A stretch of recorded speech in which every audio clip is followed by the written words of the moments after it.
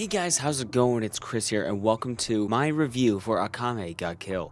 Before this video really begins, I just wanted to quickly mention that normally for these type of reviews, I have some clips playing from the first episode of the show that I'm reviewing. However, I uploaded 6 different renders of this video using clips from the show, and YouTube blocked it in all countries every single time. So unfortunately, we're gonna have to do this clip list. So I want to quickly say that the way that I rate this, if you haven't seen one of these videos before, is that we work in a 10 category list, and each category can earn a maximum of 10 points, which theoretically, for a perfect score, all 10 categories would get 10 points out of 10, giving it a 100 score for a perfect gold star anime, of which I have not had one yet. So, the synopsis, as it reads on Wikipedia, is the story focuses on Tatsumi, a young villager who travels to the capital to raise money for his home, only to discover strong corruption in the area.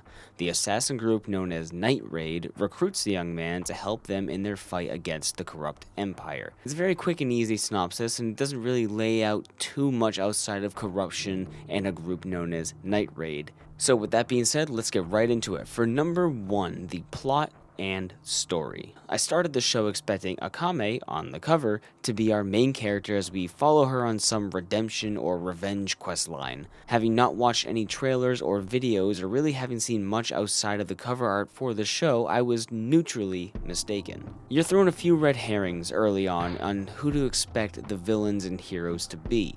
Even though the synopsis, which I've never read until right this moment, tells you that Night Raid is one that recruits Tatsumi, you are introduced to them thinking that they are bad guys because they are painted and portrayed as corrupt assassins. But of course, they're painted that way by the Empire, which we know to be corrupt.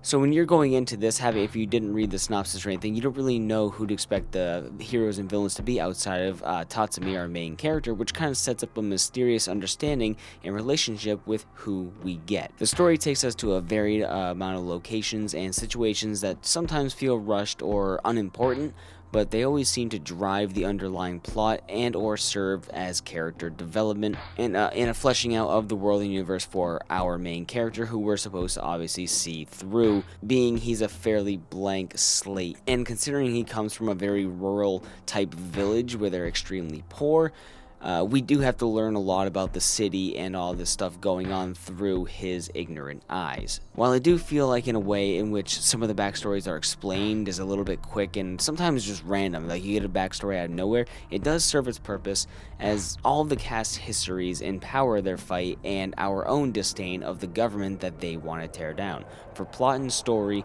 I give it a 7 out of 10. Number 2, characters. Now, there are a lot of characters in the show to follow. I didn't really realize that at first until I got a few episodes in where I realized they just kept introducing more characters. So yeah, there's a lot that you have to get invested into, but at the same time, there are a lot of characters that die. And I'm not going to sit there and say which way or another of who dies and who doesn't, but I will say that it kind of felt in a way like Attack on Titan, where like, oh, all of a sudden this character who we've learned about and stuff, oh, they're now dead. Okay, great, cool. The show never really has one of those like NPC background, no-name characters. They never really have an episode where one of them doesn't die to kind of kickstart a plot line or to motivate the characters. Even sometimes, you know, a lot of the episodes, like I said, contain a main character or villain dying. You go into an episode expecting death and blood. And I am remiss to say that one of my early favorite characters went down, and I truly was not happy about that. But it was in their death that I realized the show isn't afraid to murder the cast, which made me cherish who we are learning about that much quicker. Some of the deaths are entirely unexpected, while others can be predicted as the fight begins. Still, I'd say that there was only a death or two that I felt were really unjustified and, you know, I just didn't really agree with, but maybe it's still denial. Normally, we get introduced to and acquainted with a set of main characters. Then we get a handful of villains and some hierarchy that we get to watch slowly get chipped away as the characters fight through them. In this show, we're not only given main characters to interact with as the good guys, but we also spend a considerable amount of time detached from Tatsumi or the main crew to learn more about the enemies, because this show is told from Tatsumi's perspective, but we are a narrator in the sense where we can hop between scenes where he doesn't exist to get that plot line and really learn more about, we get a dramatic irony in the sense of we know more about other people than our main character's eyes do. So like I said, we do get to spend a considerable amount of time away from Tatsumi and learning more about the enemies, and some are weaker than others in terms of depth and likability, but I found myself equally as invested in some of the bad guys, even more so than the main cast. Shout out to Bowles and Bro, by the way. That brings me to the next thing to mention, which is a lot of them have very simple and bizarre names. Wave, Mine, Run, Bowles, Bulat. There are a lot of interesting names in the show, and it makes it actually really easy to keep up with them, which I feel like was a lot of the point behind it. Lastly, I wanted to say that we do watch these characters grow. We watch their values change, and we experience some maturing while others remain in their stoic or goofy selves. There are certainly things I didn't like about some developments, but overall I really enjoyed spending time with all of them, good and bad. I give characters 8 out of 10. Number 3, art and animation. The show looks, well, normal. This is what I would say is a baseline anime to watch with a few moments to shine. Usually when there's fountains of gore or tender moments of requite, the animation steps it up. I don't want to say the moment-to-moment show is bad or anything, but it doesn't stand out. Something like One Punch Man or even like, say, Noragami stands out a little bit in the character-to-character moments. Still, nothing ever felt stiff. The characters felt fluid and alive and well-animated, and for their shiny moments, I give it still a 7 out of 10. Number 4, voice acting. I watched the English dub on Netflix, as I briefly mentioned before. This is perhaps the most mixed I imagine the fanbase is because most voices don't stand out. I could put Lub, Tatsumi, and a few of the bad guys all in one room, and they could pretty much blend together if they were all talking at the same time. But with how varied some of the characters are, there are ranges they meet that give it enough of a unique distinction and flavor. One note to say is that there are a few openly gay characters in the show, which is great and progressive given that this was released in, like 2010 or something like that. But there's maybe 2 people that have the stereotypical feminine inflection that personally bothers me. It gets under my skin.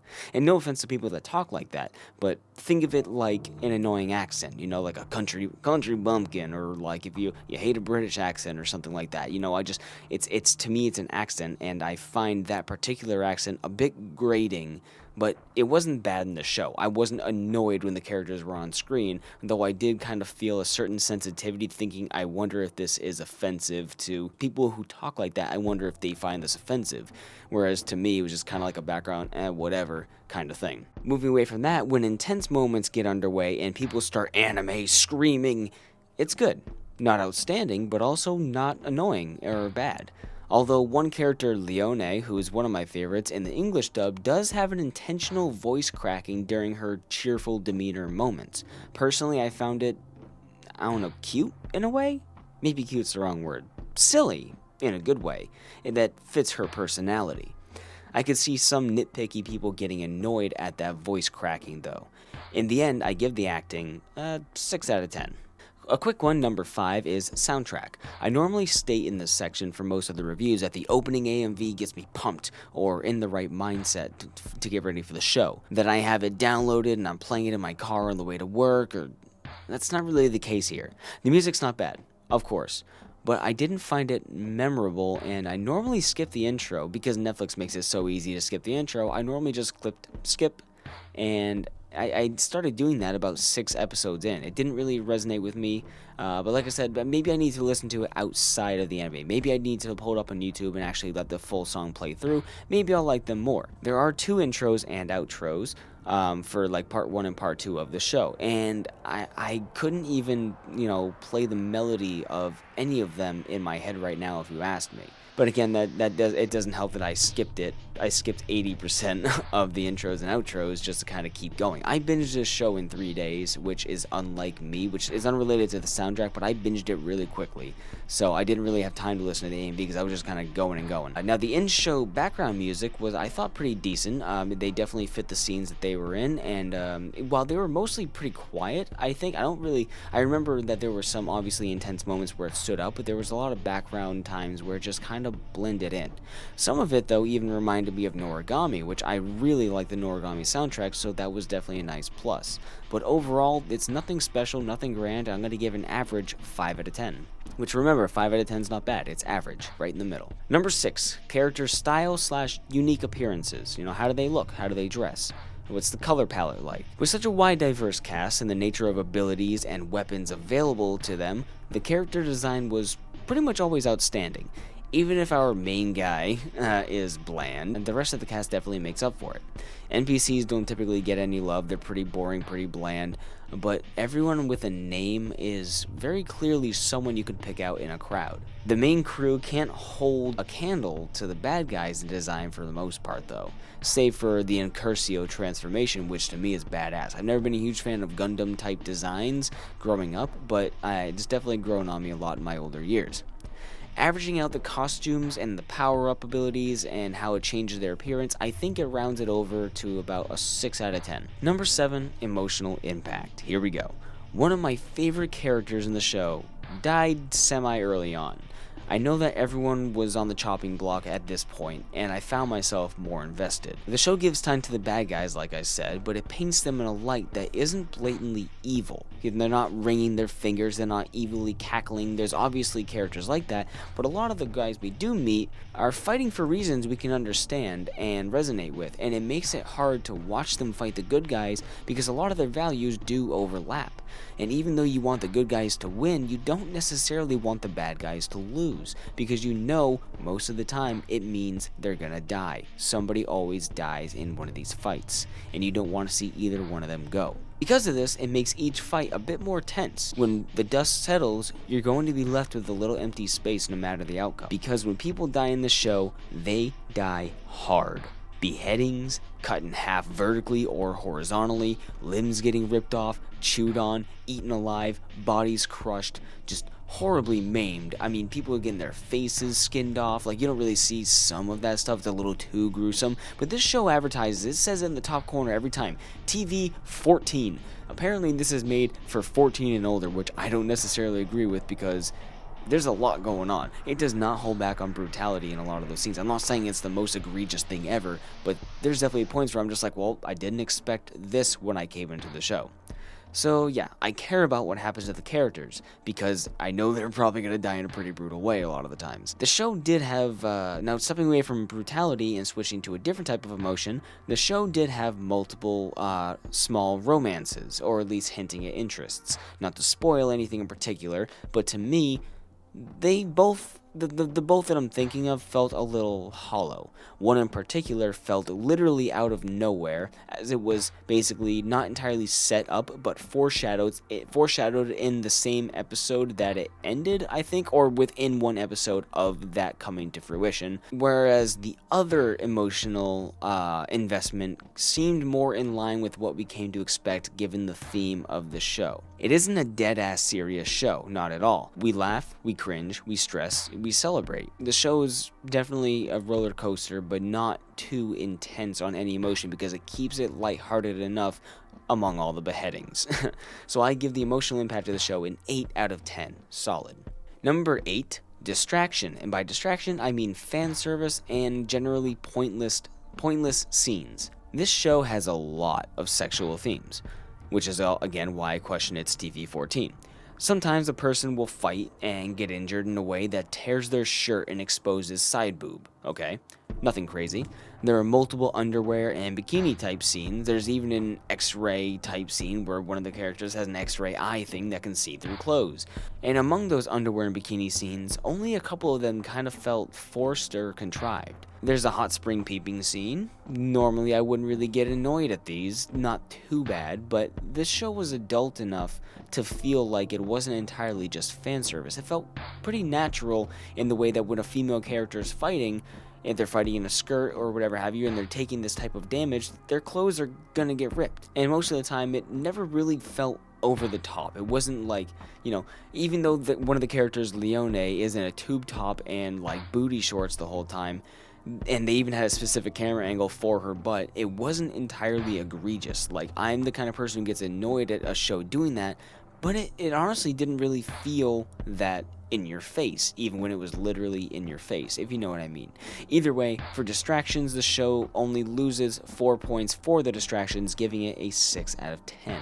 Now, number 9 is Sympathy for the cast. Seeing how a lot of the main crew are introduced at the beginning with very little to make us care, it's hard to be invested any further than their initial quirks early on. Some stories are lackluster, predictable, or recycled. Others stand out but only ever get a few minutes of dictated "this is my past" moment or some random flashback, usually pertaining to a theme in the episode or to strengthen somebody else's resolve. The main character's initial motivation is to join the Empire and earn money for his poor village.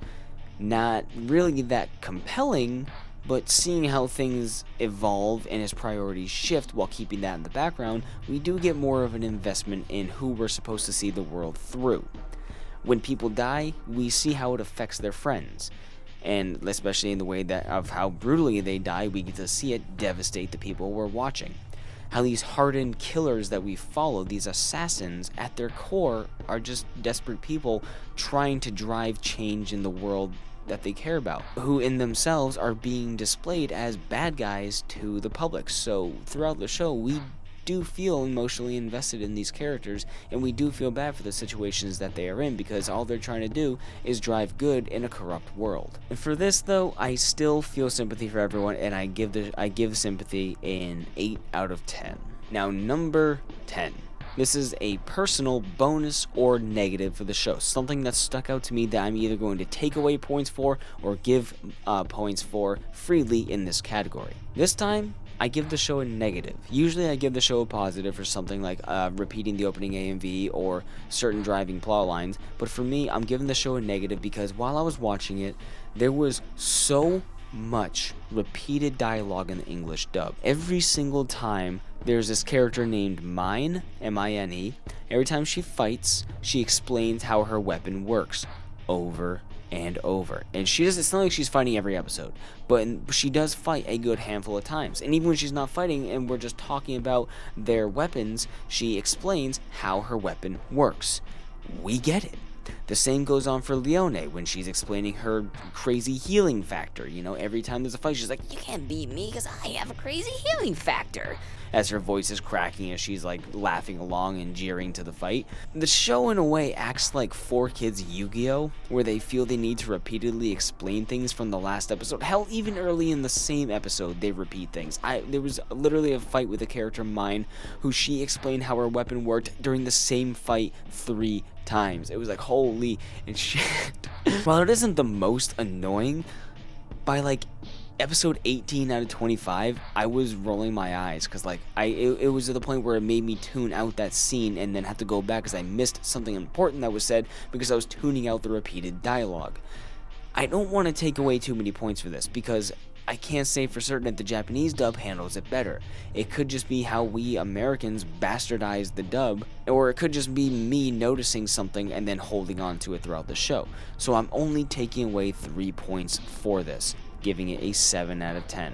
Because it's moreover just a personal gripe, but that's the first thing that comes to mind for a personal plus or negative is that negative.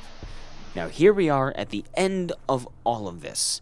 Akame Ga Kill, a show that has really little relevance to anybody I've ever spoken to or really much on media culture. The show for me earns a 68 out of 100. Now again, remember, 50 out of 100 is baseline neutral, baseline average. So this show gained an additional 18 positive points, which means I think it's worth a watch, especially given the fact that it's only 25 episodes, and as I said, I binged it in 3 days, which for me, I usually take a while to watch stuff because when I'm multitasking, I'm not watching a show, but I was able to multitask and watch the show and just flew straight through it quick and easy.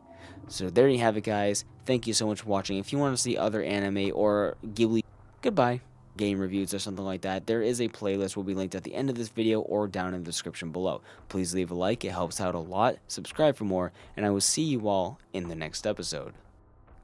Goodbye.